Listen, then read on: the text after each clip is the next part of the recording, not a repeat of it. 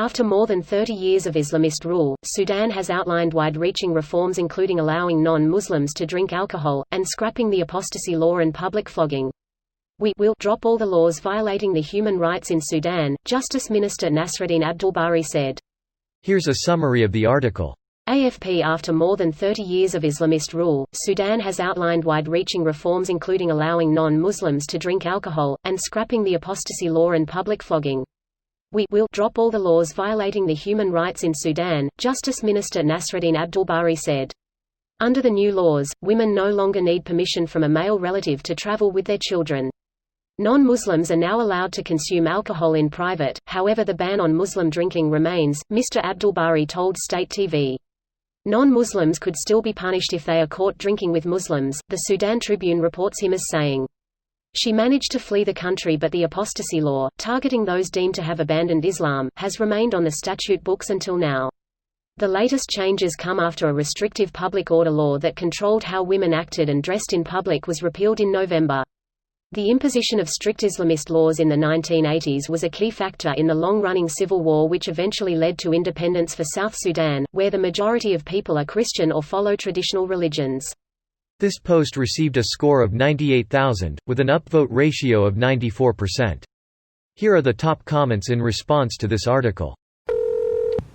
Greater than scrapping the apostasy law, this means that renouncing your religion no longer carries the death penalty. You will be able to convert from Islam to another religion without the government killing you for it. That's good news for me. Still though, the public might lynch me, sad face. Just keep it to yourself and you'll be fine. I'm an atheist in Saudi Arabia since 2012 and life is good. I'm married to a Muslim and she didn't know what I truly believe.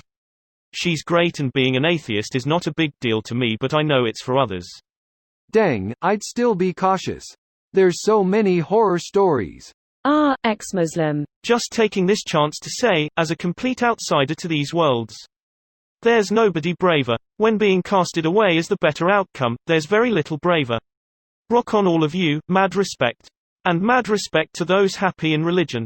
If I had that level of patience and commitment I'd have a much better QOL, there's a lot to be jealous about. Peace and love y'all, stay safe out there. Rock on all of you. Not sure that's the best way to word it to ex-Muslims. Thank you for the laugh. Greater than the current government is an uneasy mixture of those groups which ousted Mr. Bashir and his former allies in the military, who ultimately staged a coup against him. It's too early to tell whether this will last or ultimately result in an Egypt-like resurgence of the regime. Same for Ethiopia. Even in Tunisia it's not entirely clear if democracy will prevail.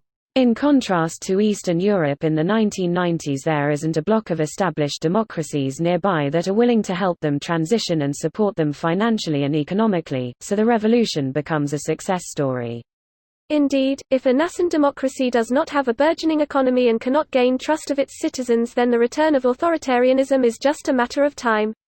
As a United States citizen, I am starting to worry that the return to authoritarianism is inevitable no matter what on a long enough timeline.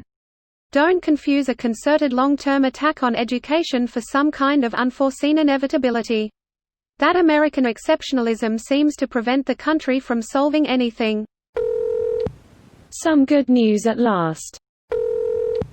What is this? Strange. Good news. Rational news. Surely there must be a mistake.